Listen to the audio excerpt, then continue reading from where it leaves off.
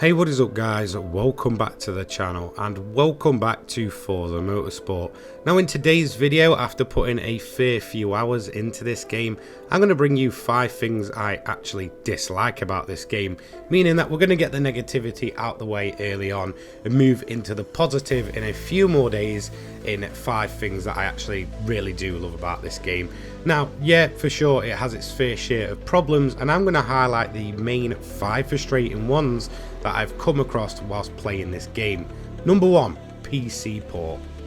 The one thing that's really annoying me about this game, and it is possibly the worst thing about this game, is the PC port. It promised so much, and let's be quite honest, PC over console any day when it comes to actually running the game in the way you want it to run. There's a reason people put out so much money on getting ridiculously high specs to be able to run games at the way they want to run it, and at present Forza Motorsport PC port is perhaps the worst thing to happen to this game. It's just absolutely terrible.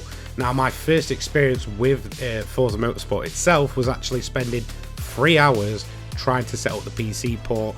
Something just didn't feel right, and then when I finally got it running, it just didn't look right and it wasn't running right, and then it'd crash, stutter. It's just been an absolute nightmare. At present it feels very unoptimized. Even if you're hitting the recommended specs or you're way above them, you can guarantee that it is still going to run into constant issues.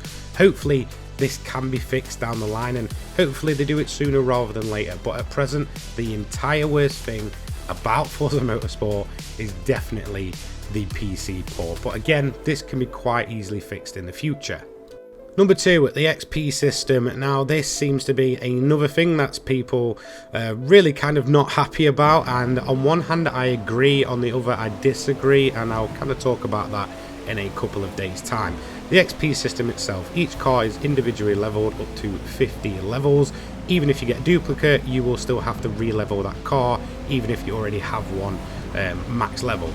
Overall, it's a great way to kind of push progression. You know, I can kind of see the thinking behind it, that this is going to be a game that has got many times to come, and there's nothing cooler than going from a fairly standard car to like what you're seeing here, where you've got all your upgrades there and you feel like you've earned it. But after a while this system just wears a bit too thin.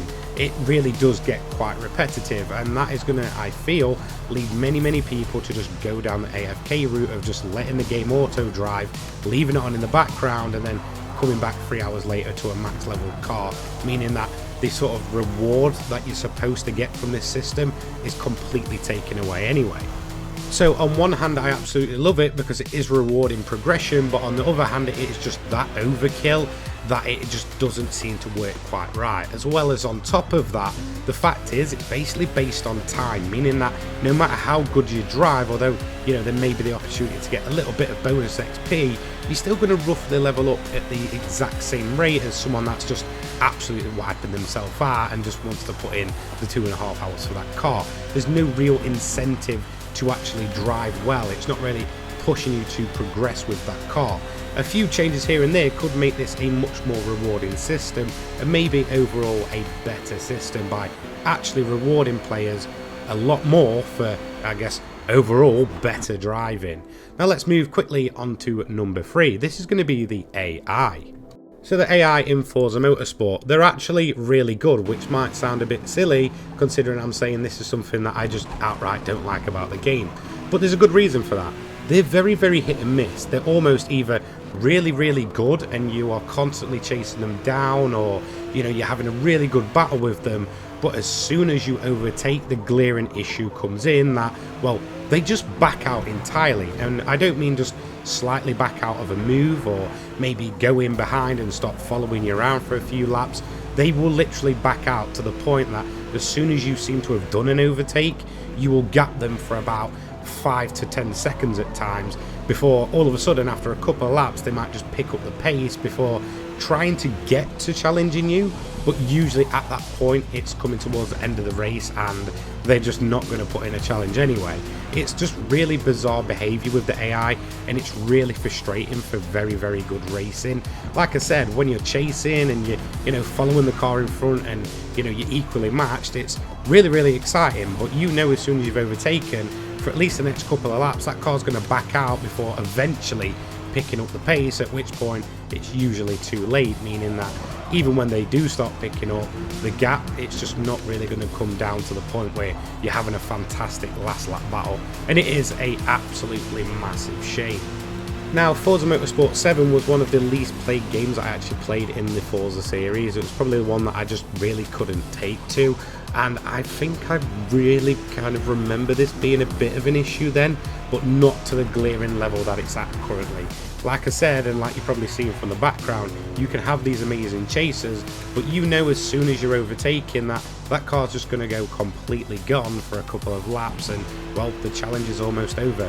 As you can see on this map here, by the time you're coming to the end of the race, they're usually picking up pace, at least a few of the cars are, but again, they just can't mount that challenge because they've backed off for a few laps. AI definitely need a rework. Let's move into number 4. Now this is a very, very common problem, the tuning freeze. So if you haven't encountered this one yet, you are very, very lucky. I've encountered it around about 4 or 5 times in around about over 30 hours of playing. Now, a lot of that isn't actually racing, and this actually comes in usually when you're in the career mode. Now, what happens is, when you do a race, you'll go ahead, you'll complete it, and then you'll get put in towards the next race where you can upgrade your car and get ready to go again. But the save point is actually after you've upgraded the car, meaning that if this freeze occurs, which it'll just infinite loop, then you have to do the entire previous race once again, and it's just an absolutely frustrating time, especially if it's on a, say, a track that you're not very keen on, or it's been a bit of a longer race. This wears very, very thin. Like I said, it's happened far too many times and I wish it would have happened to me, and it can get frustrating, and the more times it happens, the less likely you are really to just want to go back to that race. Like I said, usually it'll happen probably maybe once every few hours at most, but again, when it does happen, it's just absolutely frustrating to lose that progress. Surely the easier way would be to put the save point after the previous race and then save again after progressing, so at least you're ready to go and upgrade that car once again instead of having to restart the entire previous race and lose progress. I'm moving into my final point, built from the ground up. Probably the most, I guess, memed marketing point that I've seen around for a while at this point. The whole built from the ground up thing with Forza Motorsport. Now, this is what we was promised, a built from the ground up game, and it's just, well, it's not true, and I just don't like it, and it leaves a massive sour taste in my mouth. Let's be honest, this game, whilst yes, it does hold a lot of new features, and to be honest, at times, yes, it can look visually stunning, the whole built from the ground up thing is just completely misleading.